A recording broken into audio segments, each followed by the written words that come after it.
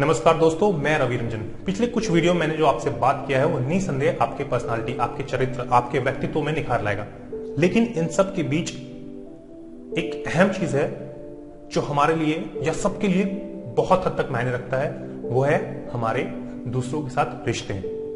ये सब चीजें हमारे लिए इंपॉर्टेंट हैं और अगर ये सब चीजें हमारे अंदर आती हैं और इन विकारों को हम अपने से बाहर निकालते हैं तो हमारा दूसरों के साथ संबंध मजबूत होता है, हमारे रिश्ते अच्छे बनते हैं। तो आज मैं इन्हीं रिश्तों के बारे में बात करूंगा। तो आइए शुरू करते हैं।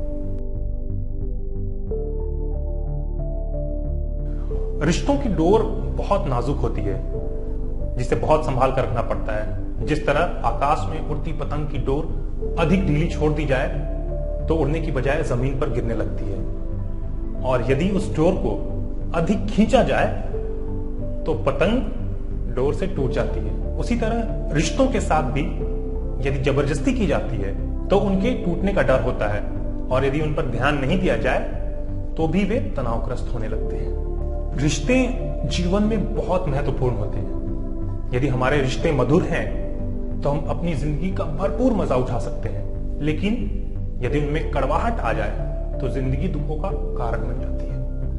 आज के इस दौर में ऑफिस और पारिवारिक जिम्मेदारियों के बीच परिवार को समय देना और रिश्तों को सौहार्दपूर्ण तरीके से निभाना एक बहुत बड़ी चुनौती है। आए दिन अखबारों में ऐसी खबरें पढ़ने को मिल जाती हैं जिनमें यह प्रतीत होता है कि लोगों के संबंध तनाव की बुनियाद पर खड़े हैं, जैसे पति पत्नी में अनबन, माता पिता के साथ रूखा व्यवहार, सालों साल पुरानी दोस्ती का टूट जाना।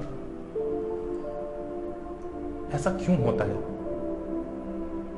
इस बारे में संबंध विशेषज्ञों का मानना है कि जब छोटी छोटी चीजों पे सही गलत के लिए झगड़ा होने लगता है तो उन्हें सुलझाना कठिन हो जाता है।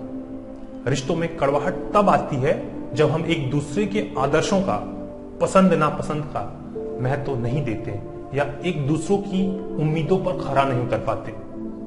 इसलिए यह जरूरी है कि दूसरे व्यक्तियों के विचारों को अहमियत दी जाए, उन्हें भी सुना और समझा जाए, समुचित महत्व दिया जाए, तो बढ़ने वाली मनमुटाव व रिश्तों में बढ़ रही दूरियां अपने आप समाप्त हो जाती हैं। रिश्तों के प्रति हमेशा ध्यान रखना चाहिए कि रिश्ते अपनेपन व प्यार से संवरते हैं, जोर जबरदस्ती से बिगड़ते ही हैं। रिश्तों को संवारने के लिए स्वयं को और दूसरों को माफ करना सीखना चाहिए। यदि गलतियां होती हैं तो माफी मांगने के लिए सदैव तैयार रहना चाहिए। अक्सर हम ये समझ नहीं पाते हैं कि रिश्ते कमजोर क्यों पड़ जाते हैं और अपनी मनमानी करने में लगे रहते हैं। रिश्तों में भावनाएं प्रधान होती, इमोशंस प्रधान होती है, उनके आगे किसी भी चीज की अहमियत नहीं होती। लेकिन हम रिश्तों के आगे पैसों व छोटी बड़ी बातों का महत्व देने लगते हैं और रिश्तों के कोमल एहसास को नहीं समझते। ऐसे में ये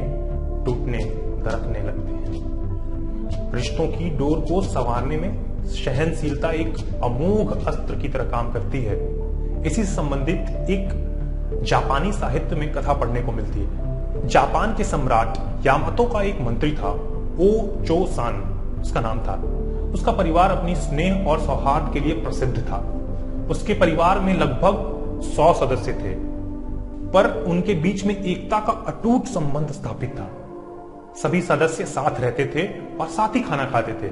उनमें कभी झगड़े की बात नहीं सुनी गई। ओचो सान के परिवार की आपसी प्रेम की कहानी सम्राट यामातो के कानों तक पहुंची। उन्हें इस बात पर यकीन नहीं हुआ। उन्होंने सोचा कि इतना बड़ा परिवार है, कभी खटपट हुई होगी और होती होगी। इस बात की जांच के लिए एक दिन स्वयं मंत्री के घर पहुंच गए। स्वागत सत्कार और शिष्टाचार की साधारण रस्में समाप्त हो जाने के बाद उन्होंने मंत्री से पूछा, मंत्री जी, मैंने आपकी परिवार की एकता और सौहार्द की कई कहानियां सुनी हैं। क्या आप हमें बताएंगे कि 100 से भी अधिक व्यक्तियों वाले आपके परिवार में यह स्नेह संबंध कैसे बना हुआ है? ओचो सान ने अपने पोते को कमल दवात और कागज लाने के लिए कहा। उन चीजों के आ जाने पर उन्होंने हाथों से कुछ लिखकर वह कागज सम्राट की ओर बढ़ा दिया और सम्राट से कहा, इस कागज में मैंने अपने परिवार के आपसी प्रेम का मूल मंत्र लिख दिया है। सम्राट ने उत्सुकतावश कागज पर नजर डाली तो चकित रह गए। कागज में एक ही शब्द कई बार लिखा था, सहनशीलता, सहनशीलता, सहनशीलता। सम्राट के कागज पढ़ लेने पर ओचो सान ने कहा, महाराज, मेरे परिवार की एकता का रहस्य बस इसी एक शब्द में निहित है।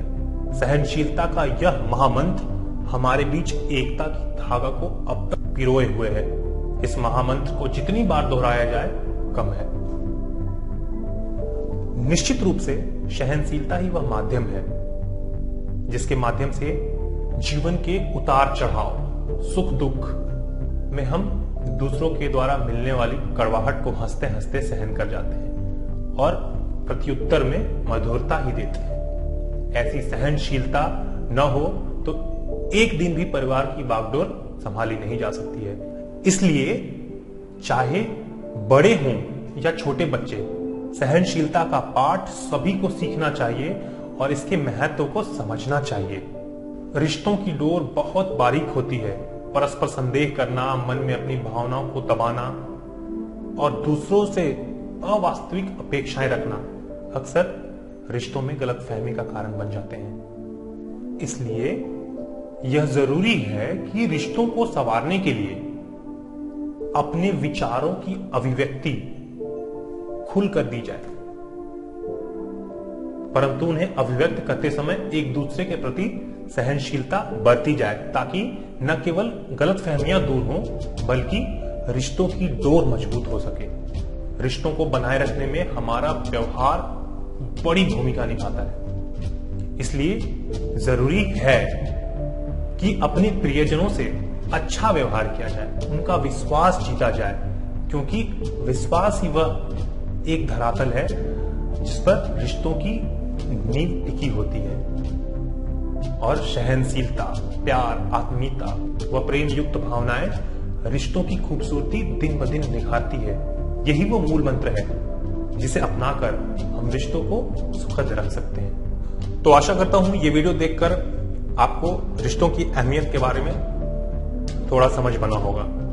तो यदि आप इस वीडियो को YouTube पे देख रहे हैं तो हमारे चैनल को सब्सक्राइब करें और Facebook पे देख रहे हैं तो हमारे पेज को लाइक करें। तब तक के लिए धन्यवाद। मिलते हैं किसी नए वीडियो में।